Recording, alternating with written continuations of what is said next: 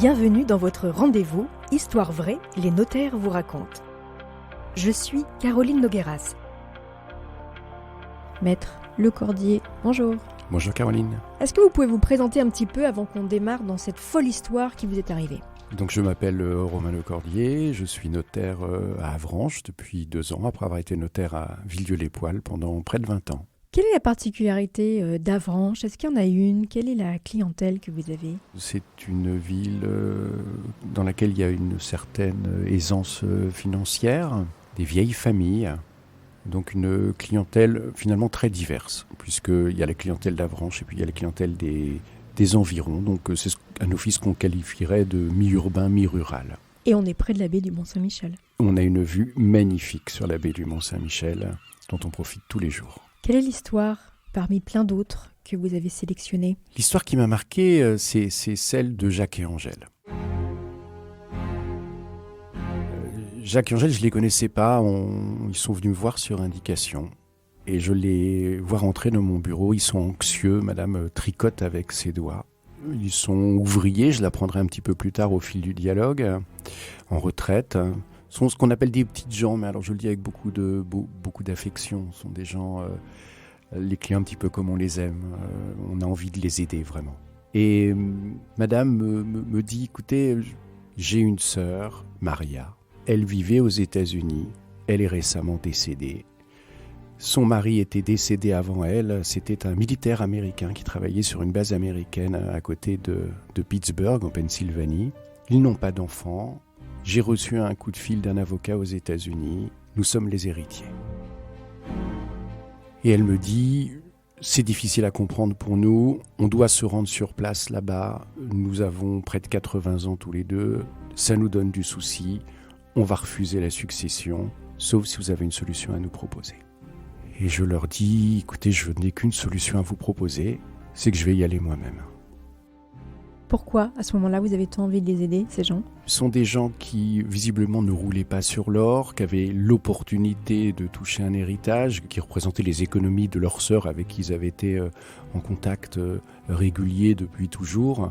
C'était pas possible que pour des contraintes administratives, ils soient obligés de renoncer. Donc, début décembre 2016, je m'envole pour Washington.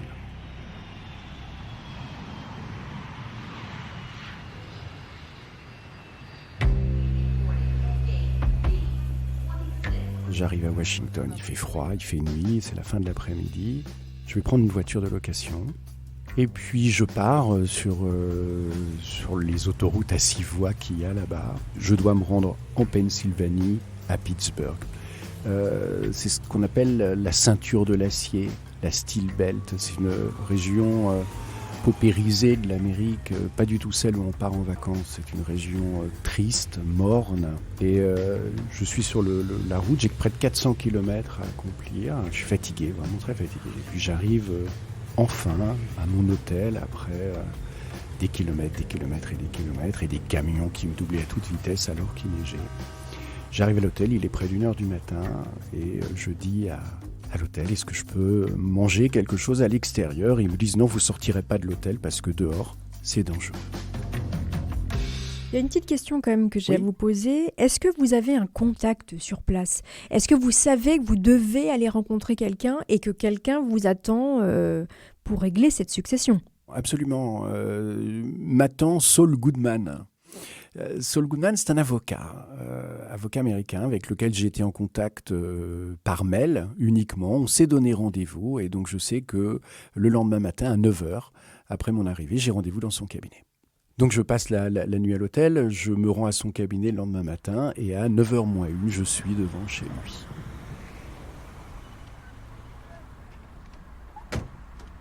Et je me demandais si j'étais devant chez un avocat parce que d'un côté droit, j'avais le cimetière et côté gauche, j'avais les préfabriqués. Et dans les préfabriqués, il y avait à droite un magasin de farce et attrape, à gauche un magasin de tatouage et au milieu le cabinet d'avocat. je rentre dans le cabinet et là je me retrouve propulsé dans les films de mon enfance des années 80 avec le cabinet lambrissé partout. Quand je suis rentré dans son bureau, il y avait la réglette avec les stylos fichés dedans, avec son nom en lettres en plastique et puis son diplôme de l'université au mur. On serait cru vraiment dans un film. Et donc on prend contact tous les deux, il est tout à fait charmant. Et puis on va ensuite solutionner les problèmes. Alors les problèmes sont des problèmes en réalité de représentation. Pourquoi ? Parce que faire sortir l'argent des États-Unis, c'est très difficile. Pourquoi ? À cause des réglementations. Il y a des réglementations fiscales et puis je pense qu'il y a une volonté du gouvernement américain d'avoir une certaine maîtrise sur le dollar et la circulation des dollars. Et donc ils adorent voir arriver l'argent, mais beaucoup moins le voir sortir. Et donc en fait, je n'agis pas comme notaire. Le notaire a une compétence en France, qui est une compétence de rédaction d'actes. Mais, et on l'oublie trop souvent, notre activité, c'est aussi beaucoup de conseils, d'assistance. Et finalement, ce n'est pas en tant que notaire que je vais agir, c'est en tant que juriste, d'une part, et personne de confiance, d'autre part. Donc je suis en fait juridiquement un mandataire de mes clients.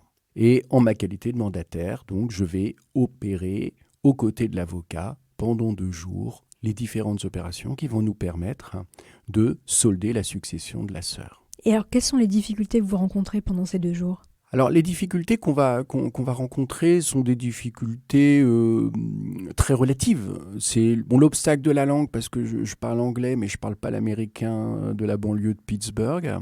Et puis j'ai affaire à un exécuteur testamentaire qui est là aussi, qui est un ancien pizzaiolo, donc qui était un ami de madame, qui est tout à fait charmant, mais je pense qu'il a des capacités de compréhension assez limitées, et je ne suis pas sûr qu'il comprenne l'ensemble des enjeux.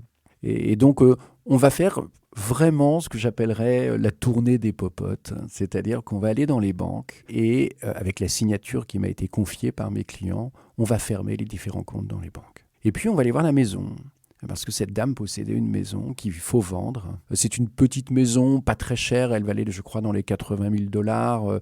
Bon, mais on n'est pas non plus à San Francisco.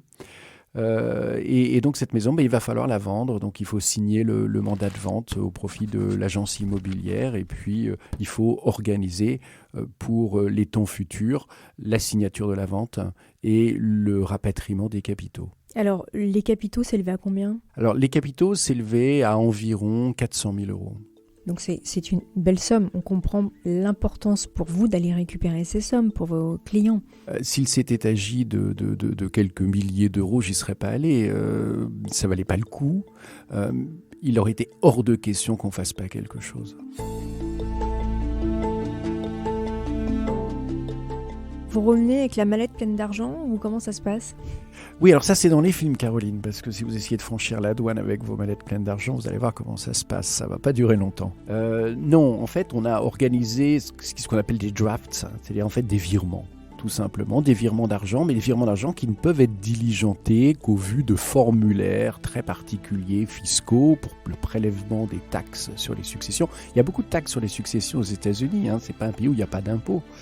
Les fonds sont arrivés juste après moi, quelques jours après, et donc les 400 000 € amputés de la rémunération de l'avocat sont arrivés en notre office.